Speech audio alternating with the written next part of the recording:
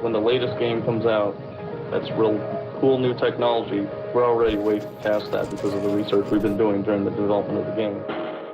Wolfenstein 3D, Duke Nukem 3D, Quake. These seminal games rest at the forefront of the first-person shooter genre. All were instrumental to the genre's birth and subsequent growth in one way or another. Although there does exist one title of consequence that too often goes without mention, Epic's Unreal. In recent years, Unreal has exclusively been associated with the game engine of the same name. As such, its roots are either forgotten or wholly unknown to younger generations of gamers. But long before Epic began showcasing demos of its graphics engines on console hardware, the studio's original group of staffers dreamt of creating the premier PC gaming engine and FPS experience. Their crew achieved this and more upon unleashing Unreal and the Unreal Engine in 1998. Unreal began as a serviceable shooter powered by inventive technology, but held back by lackluster network offerings. A spin-off in the form of Unreal Tournament saw the series blossom into a tour-de-force competitive shooter, whose DNA remains scattered across modernity's popular multiplayer adventures. And yet there were instances where it appeared Epic had lost track of Unreal's roots, as the series lapsed into a ghost of its former self that followed the herd, instead of leading as destined. This is the rise and fall of Unreal.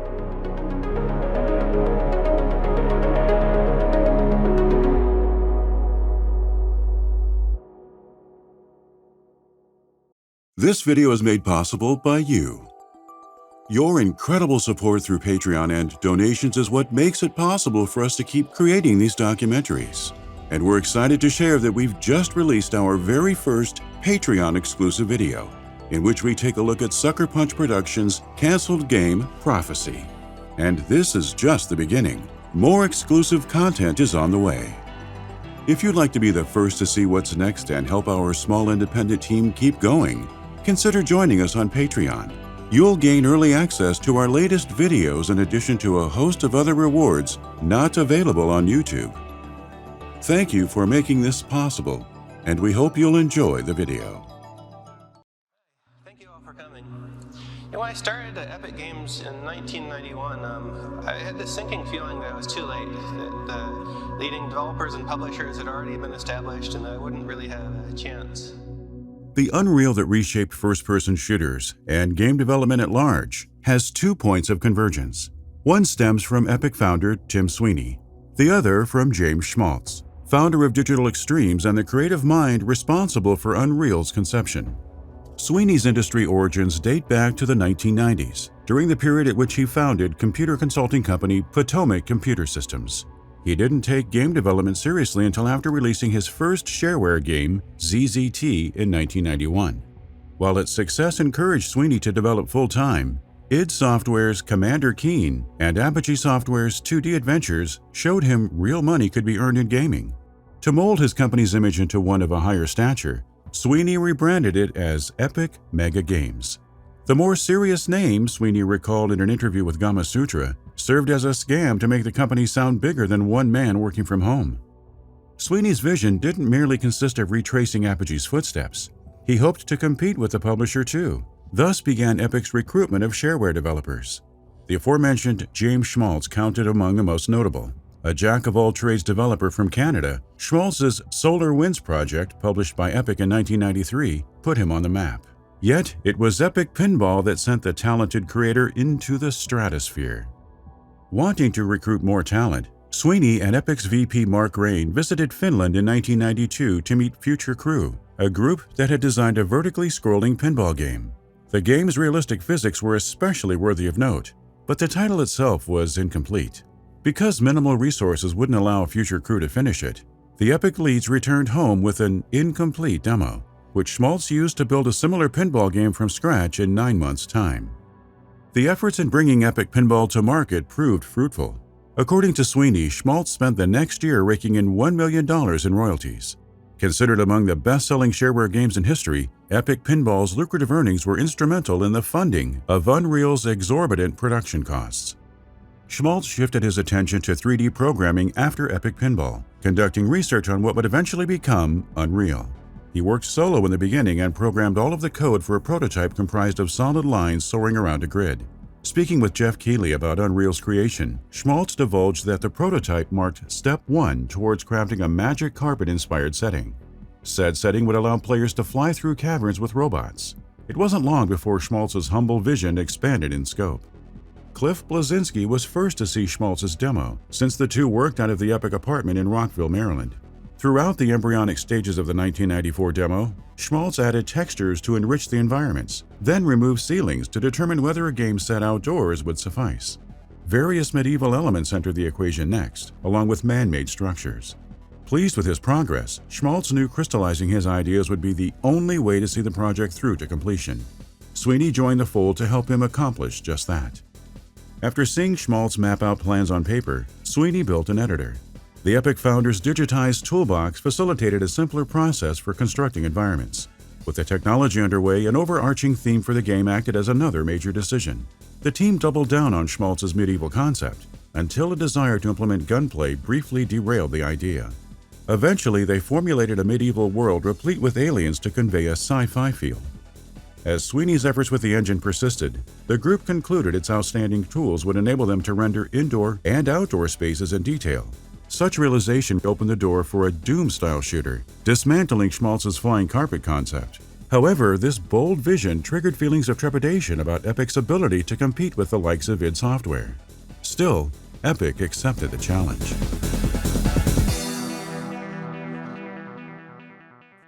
I just look at things and say, here are all the tasks, let's start slogging through them one after another. I do want to come up with, because the elegant design is the thing that allows you to do something 2 years ahead of when it should have been possible.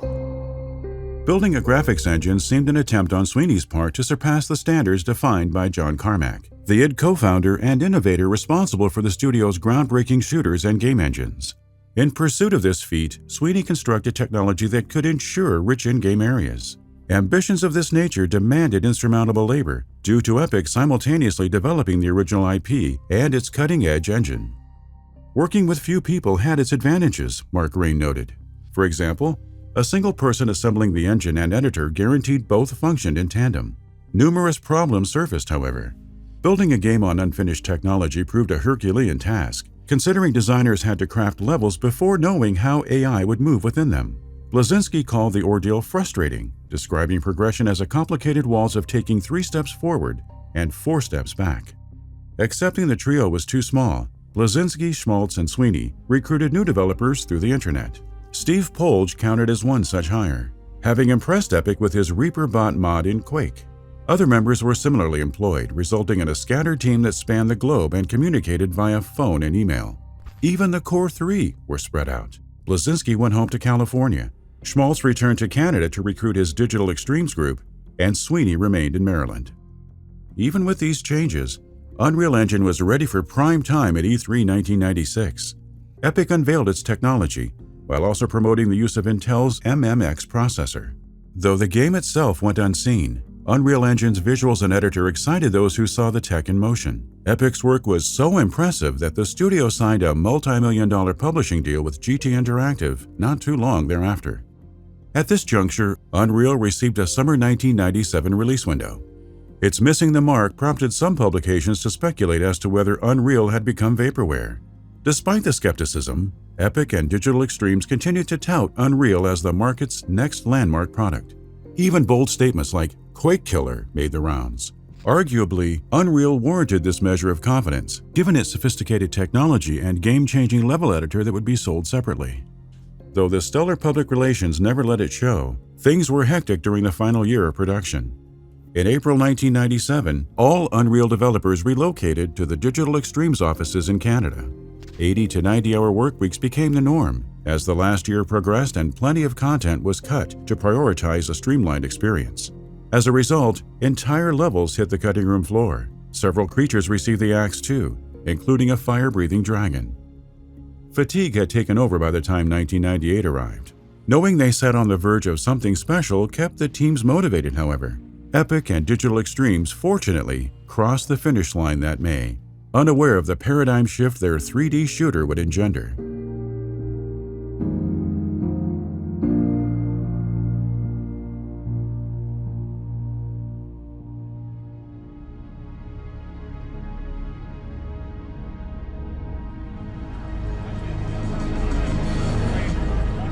GT Interactive published Unreal in 1998 to myriad critical accolades. Its sales performance didn't disappoint either. As of 2002, the shooter had moved 1.5 million units worldwide. Yet, no opinion mattered as much as id Software's John Carmack. One advantage Unreal Engine gave Unreal over previous 3D shooters was the implementation of 16-bit real color environments. Carmack lauded the novel tech, believing creators of similar projects would abandon 8-bit in favor of the direct color Sweeney innovated. The id co-founder similarly shouted the praises of Sweeney's success with light blooms, fog volumes, and composite skies, all advancements Carmack said he'd long considered pursuing himself. Unreal Engine's technical prowess couldn't be understated. Thus, there was little doubt Unreal left an indelible mark on the industry. And it was only the beginning.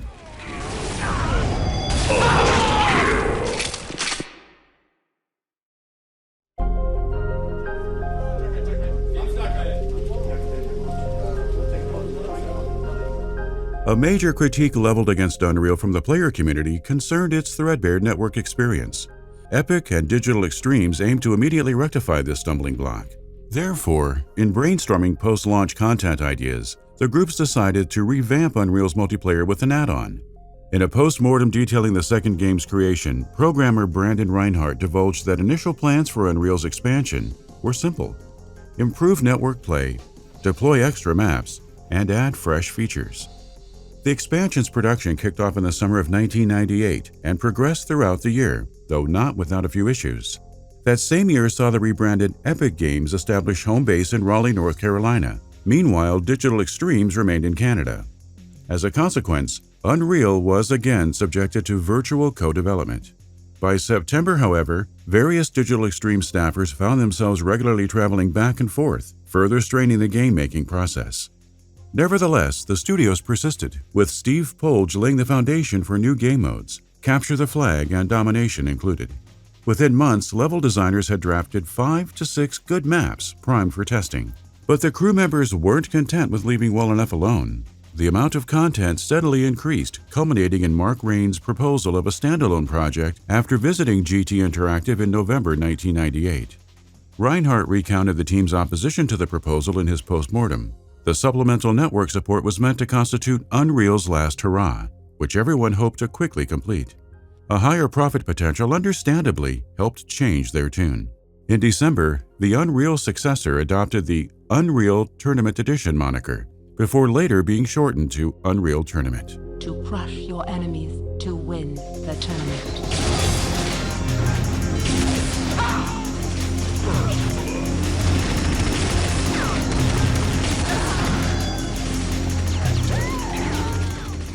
Barring netcode adjustments, Epic and Digital Extremes boasted a complete graphics engine in Unreal Engine. Therefore, the companies had Unreal Tournament up and running quickly, according to Schmaltz's statements in a Games Domain interview. The pre-built engine allowed for the incorporation of neat ideas, minus the burden of unfinished tech. In addition, the studios benefited from a shorter development cycle that lasted 18 months. Yet, regardless of the big picture improvements, a reduced production period failed to ensure a smoother process overall.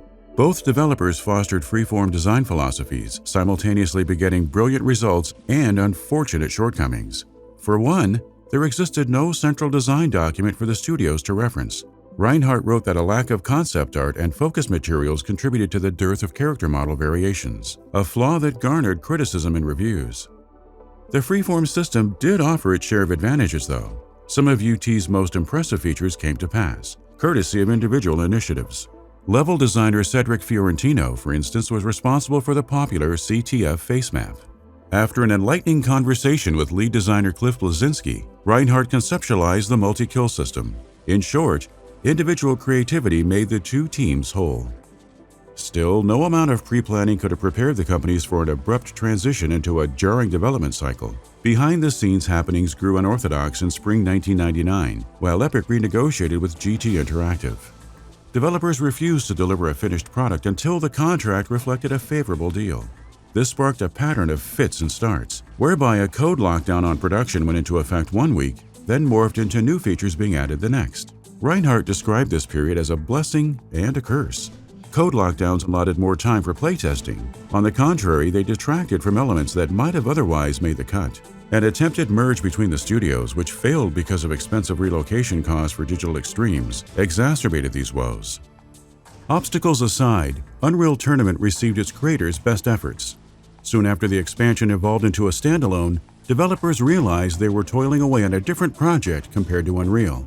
They then set their sights on gauging what players liked about shooters and why, spying on message boards for Unreal and id Software's Quake 3 Arena. Feedback ascertained from each community inspired adjustments to player movement and other alterations, all of which gave rise to Tournament's faster-paced action. On top of outdoing itself, the Unreal crew faced another hard-fought battle, competing against Quake 3. Name recognition meant the odds were in Quake 3's favor, but Unreal Tournament benefited in terms of exposure from the media-contrived rivalry. Unfortunately, the comparisons placed Epic on a hard deadline.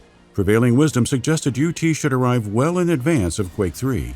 Grueling contract negotiations with GT Interactive held these plans hostage, however, leading to UT's street date falling on November 30th, 1999, days ahead of Quake 3's December arrival. Both garnered rave reviews, and Unreal Tournament performed well, selling over 100,000 copies in the US in December. Nonetheless, there were those who believed that had it avoided Quake's launch window, UT would have fared better on the charts.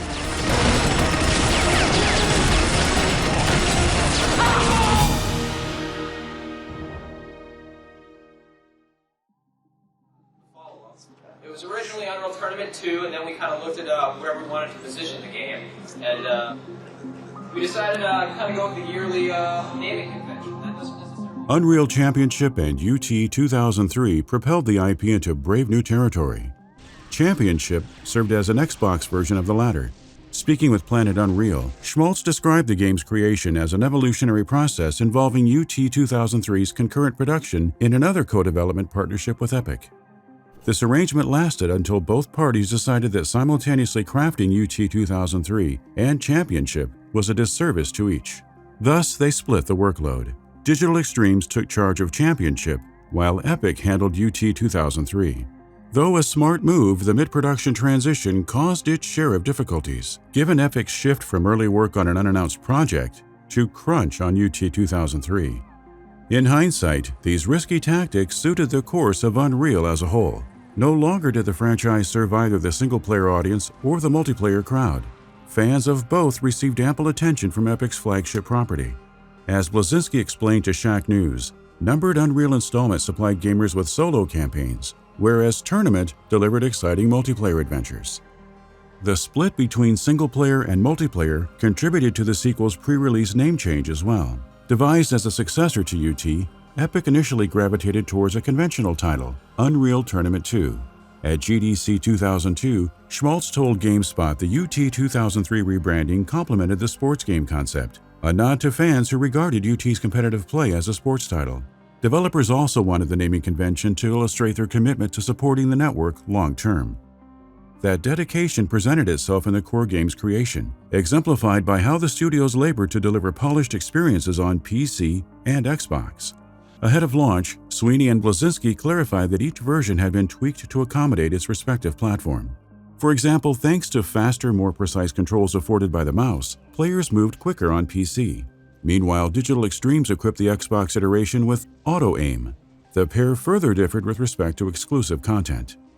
Considering the myriad enhancements to visuals and gameplay, players had plenty to look forward to, regardless of their preferred platform.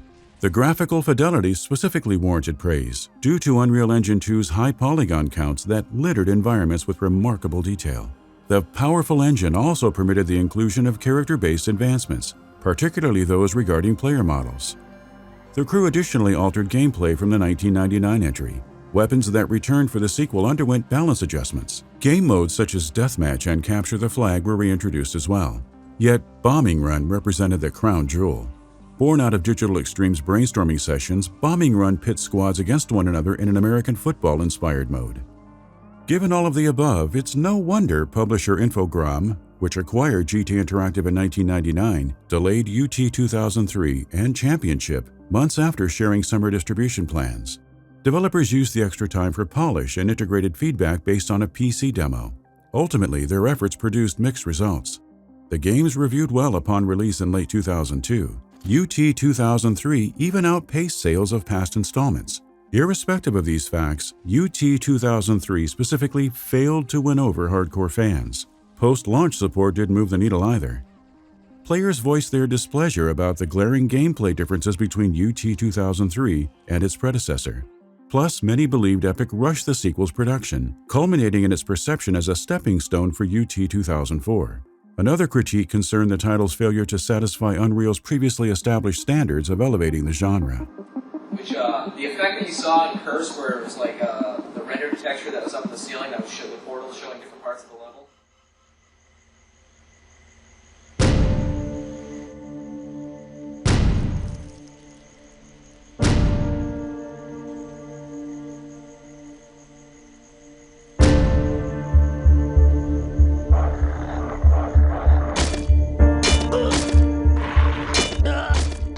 Despite its 2003 release, work on Unreal 2: The Awakening started long before UT2003 or Championship were greenlit.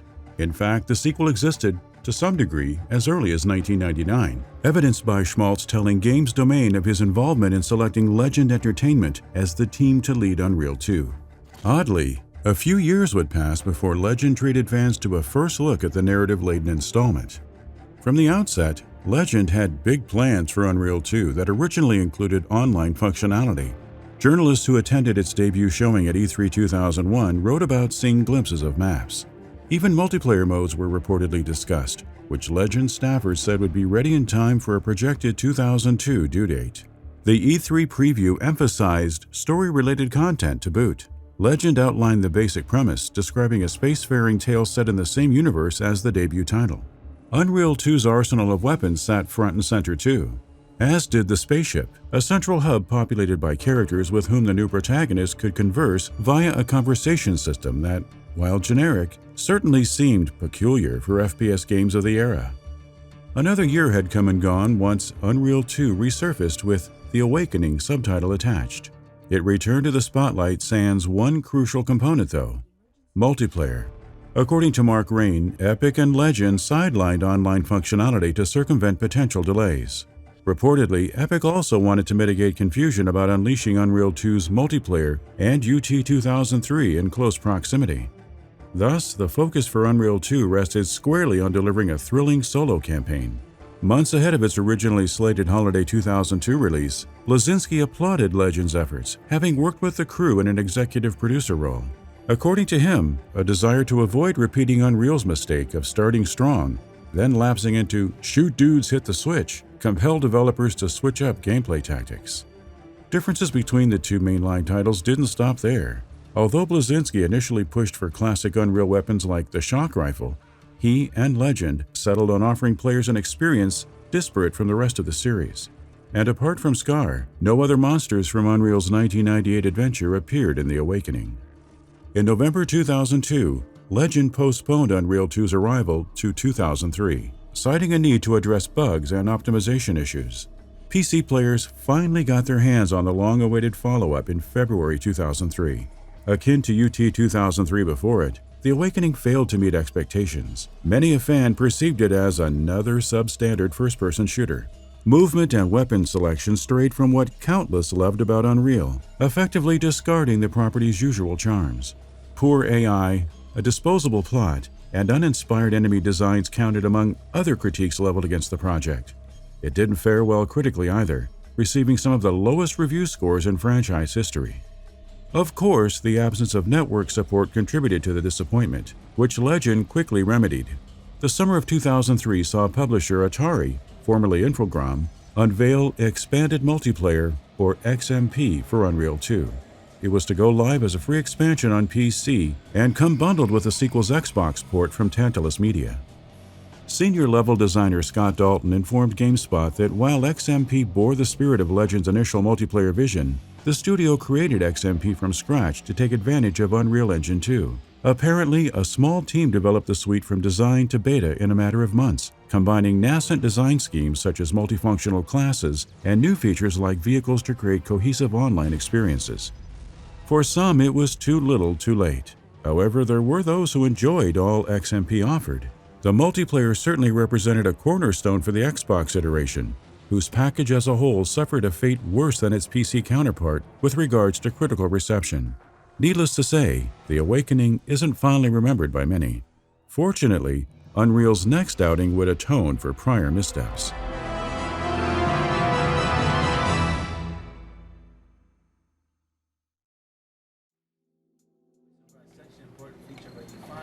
When people are playing, they're so intense, they don't have time to talk.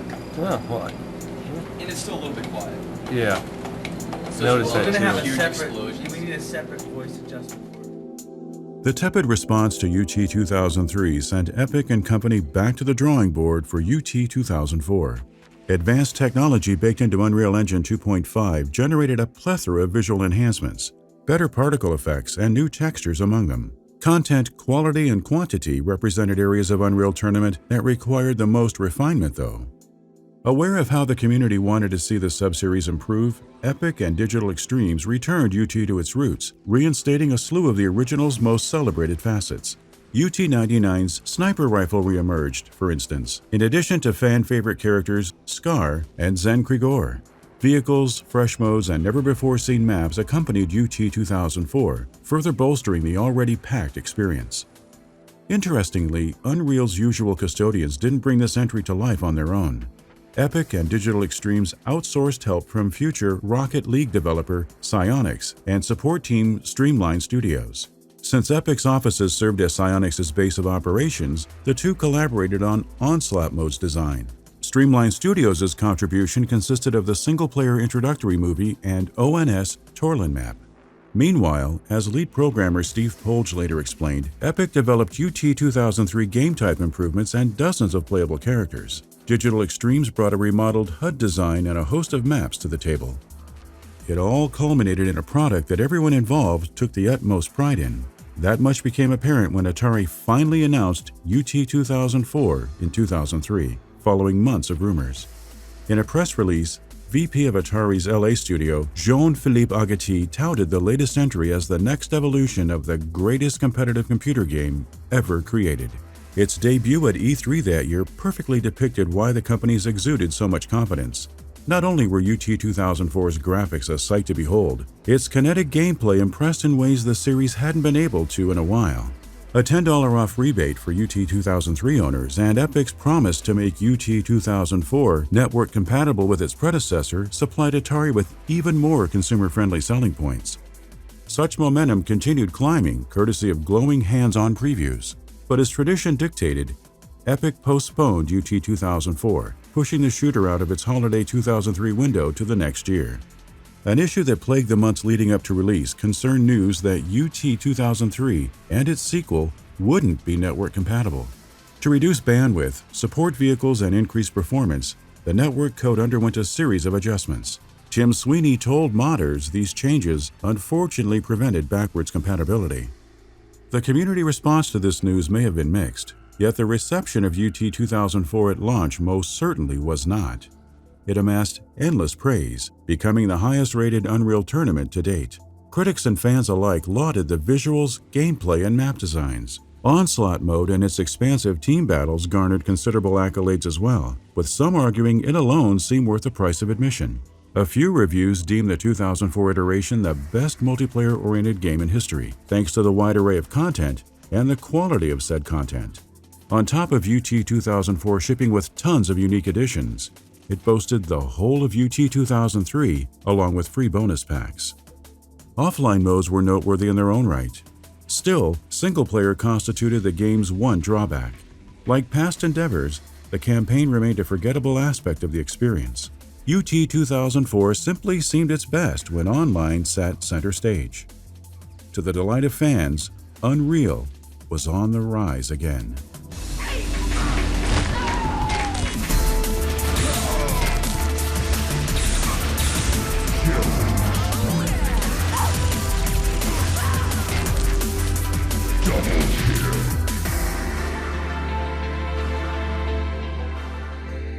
While Unreal Championship 2 The Leandry Conflict may have been the property's next entry, Epic originally had no such project in mind.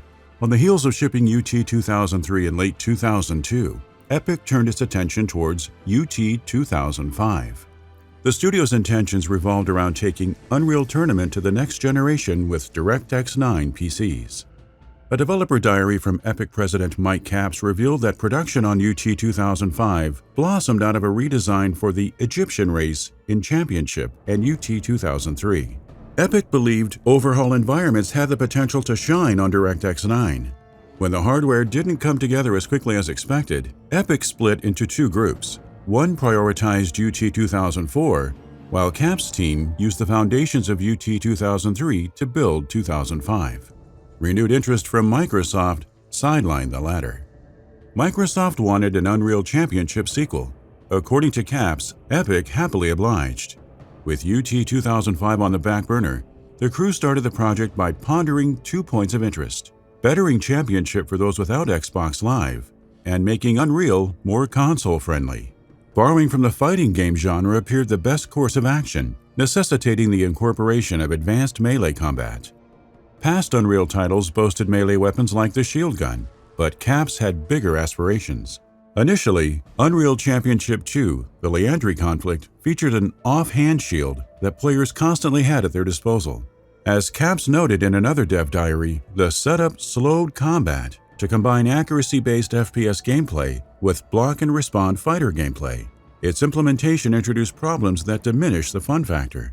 Fortunately, Epic solved this conundrum while in the process of experimenting with an optional third-person perspective, an idea broached in an attempt to appeal to Asian markets. Of course, players with rocket launchers could ruin the fun just as easily, prompting Epic to insert maneuvers that allowed melee fighters to quickly close in on shooters. The reflectability, which deflected projectiles back at shooters, further defined UC2's combat system, and the same holds true for the stun damage that Epic added to tackle balancing issues. Stunned enemies then opened the door for instant kills akin to Mortal Kombat's fatalities. Named coup de grace, each death blow featured a special button combo, and animators made sure every character had their own. But UC2's most fascinating fighting game component came by way of Midway Games acquiring Unreal's publishing rights in 2004. As Capps tells it, Midway pitched the idea of a Mortal Kombat tie-in itself. Raiden served as Epic's character of choice, as he best fit UC2's adrenaline system. The Elder God's mission of scouring Earthrealm for warriors, and his ability to travel through space and time, made him even more perfect for Unreal. Along with the positive notes came a few hardships, a chunk of which spawned from technical woes related to UC2's console exclusivity. The game ran on Unreal Engine 2X, highly optimized technology that pushed 3 to 4 times the amount of polygons as Unreal Championship. Epic considered it the preeminent showcase of Xbox's potential. Still, Epic cut corners due to memory constraints. Even then, nothing stopped the studio from exuding the confidence that had long pervaded its marketing. The bold claim that UC2 would revolutionize first-person shooters accompanied Epic's announcement of the sequel in March 2004. Players could decide the statement's merit for themselves the following year. UC2 launched to predominantly positive reviews, with critics applauding how hand-to-hand combat evolved classic Unreal gameplay strategies. Third-person views didn't disappoint either, and neither did the solo campaign. By all accounts, the Leandri conflict deserved recognition as the franchise's best console effort yet, and its star would continue rising with the arrival of Unreal Tournament 3 a few years later.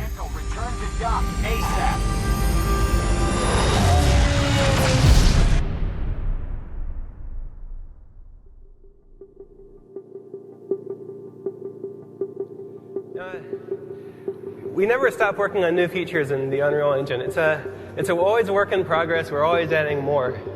So one of the major new things we've added is ambient occlusion technology. This technology enables us to... From the outside looking in, UT2004 seemed a runaway success. Incredibly, there was one entity that didn't think it triumphant: Epic. Showcasing an early version of UT2007, later known as Unreal Tournament 3, to Computer Gaming World in May 2005, Steve Polge shared the belief that UT2004 wasn't very successful. It was a good game, Polge conceded, but from his perspective, it could have been better. Lead-level designer Jim Brown agreed, as did producer Jeff Morris. After spying on community forums, Epic learned many players held similar beliefs. Mobility represented the most common critique. The introduction of springier movement in UT2004 fundamentally altered the online experience that fans fell in love with in UT99. With the latter, players were able to get up close and personal. 2004 turned UT into a mid-range game. Epic, therefore, thought it essential to dial back 2004's bounciness for 2007. UT 2004's weak points spanned far beyond gameplay imperfections. Polge stated in the CGW interview that it would have met internal expectations had Epic not been beholden to UT 2003's framework. To correct past mistakes, the crew pursued a different direction, complete with a new engine in Unreal Engine 3. Naturally, the generational leap extended development time, since UT 2007's production coincided with the creation of Unreal Engine 3. This explains why CGW's first peek at the game consisted of level shells, fully functional levels built without art, then used to refine gameplay. Once every piece of the puzzle fit together, staff adorned the environments with stunning visuals. Epic's decision to program gameplay ahead of art also stemmed from a desire to perfect online and offline play. For online, employees regularly dove into UT99 and UT 2004 to compare, contrast, and draft fresh ideas. Looking at the series in its entirety provided another source of inspiration, further encouraging mobility changes that turned the venture into a hybrid of UT's original outing and 2004. Enhancements for classic modes and newer game types accentuated the fusion of fan favorites. Because only 50 to 60% of gamers played Unreal Online, though, Epic insisted on making a solid storyline, a departure from UT's usual single-player challenge ladders. The notion that consoles best supported solo adventures hammered home the need for a campaign in UT 2007. The studio consequently penned a revenge narrative, advancing the story and reintroducing characters of old. When Epic unveiled UT 2007 for PC and PS3, Rein assured players it would raise the bar for Unreal and shooters. Trailers and previews indicated Epic had indeed transformed the popular multiplayer-oriented series. The evolutionary motif sank further into place with the announcement of a newly adopted name, Unreal Tournament 3. As Rein told GamePro, abandoning the traditional naming convention denoted the spin-off's 3 series, whereby UT99 and its Game of the Year edition symbolized Series 1, 2003 and 2004 represented Series 2, and UT3 and a possible sequel signified Series 3. That the 3 ran on Unreal Engines 1, 2, and 3 respectively wasn't a coincidence. No matter its title, UT3's late 2007 launch on PC and PS3 and its 360 release the following summer garnered generally favorable reception. Similar to campaigns in the mainline series, UT3's solo storyline lacked memorable content. Yet for some critics and gamers, the perceived absence of genuine innovation was what saw the shooter fall short of expectations. As always, however, Unreal's visuals and chaotic gameplay excelled. Unfortunately, even these tried-and-true elements failed to leave a lasting impression.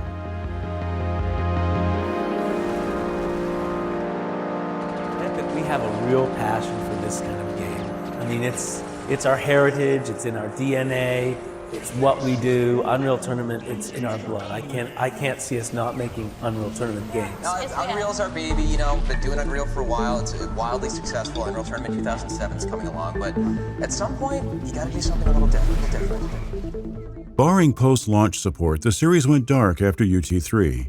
During GDC in March 2014, Sweeney insisted Epic wouldn't revisit the IP anytime soon. His statement later proved false. On Twitter several months thereafter, Rein teased Unreal Tournament's revival. In May, Epic unveiled the future of UT, a reboot that project lead Steve Polge said the team had envisioned for years. The studio approached this venture differently, however, pitching a concerted effort between Epic, fans, and Unreal Engine 4 developers. Plainly put, the simply titled Unreal Tournament would be a free moddable game created within the community, and not free to play with microtransactions, just free. Epic proposed a marketplace where modders could sell maps and mods. That revenue would then be split between modders and Epic, and in turn pay for the game. Polge recognized crowd developing as a radical move. After all, pre-production with a small group of UT veterans began the day Epic announced the reboot. It was risky, but forward-thinking. Since anyone could get involved, the company didn't need to spend a fortune on market research to discern players' wants. That feedback could be gathered instantaneously, Polge noted in an Edge interview. It didn't take long for Epic to host its inaugural community stream, showcasing in-engine footage of what art director Chris Perna referred to as working concepts. Days later, the studio let loose videos of Team Deathmatch. Though the environments lacked detail, gun models seemed complete. Meanwhile, combat appeared as frenetic as ever. By August 2014, a pre-alpha build went live for Unreal Engine subscribers. Players were generally optimistic. An impression carried Epic through to pre-alpha's official release in spring 2015, which was accompanied by the launch of the first high-res map, Outpost 23. Eventually, the drawbacks of fan input emerged. Community forums were replete with contention, much of it surrounding disappointment that UT's movement felt slow. The feedback helped Epic make refinements, but a few modders called attention to vitriol plaguing the community, which presumably influenced Epic to communicate less in early 2016. Details during summer 2017 constituted the last major update to Unreal Tournament. Around this time, another crew within Epic had its hands full with Fortnite's Save the World PvE mode. To assist, the UT team finished the Battle Royale offering in 2 months' time. As luck would have it, a last-minute decision to turn Battle Royale into a free-to-play game essentially secured Fortnite's unprecedented claim to fame. To that end, there exists a contingent of Unreal faithful who blame Fortnite's meteoric success for UT's abandonment. Speaking to Variety in December 2018, Sweeney confirmed UT was no longer being actively developed. But perhaps not all hope is lost. The concept of turning a previously cast-aside project into something ingenious isn't foreign to Epic. Such a turnaround, according to Unreal Engine lead programmer James Golding, is the reason for Gears of War's existence. The project started in the early aughts as Unreal Warfare, a multiplayer-focused, class-based title. Epic left Unreal Warfare on the back burner to focus on UT2003. Upon revisiting Warfare years later, the industry had changed with new emphasis on single-player. Tweaks to the idea culminated in the creation of one of the most influential action games in recent memory. Gaming regularly undergoes change and has evolved in the years since Unreal's last outing. However, the fact that its DNA permeates modding communities, multiplayer games, and the unlikeliest of genres is proof there's still room for Unreal to someday rise again.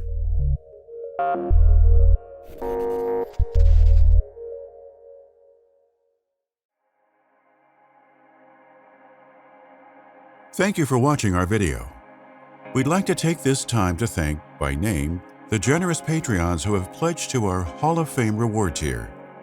Disco Cobra 2013, Ice Cold Water $1, Karu, Sauerkraut, Shuan Chinwin, and those currently subscribed to our producer reward tier: Adam Miller, Brock Piviroto, Darirap Sigurdsson, DCX NG, DJ Redden, Eric Bedio, Fallen Asterisk, It's Peanut Butter, Jake, Jan Christofferson, Matthew McLaughlin, Rebobbed, Roberto Nieves, Sir Alex, C. Rob Kaysen, Taylor Moten, Your B. If you enjoy our content, please consider subscribing to our channel and backing us on Patreon.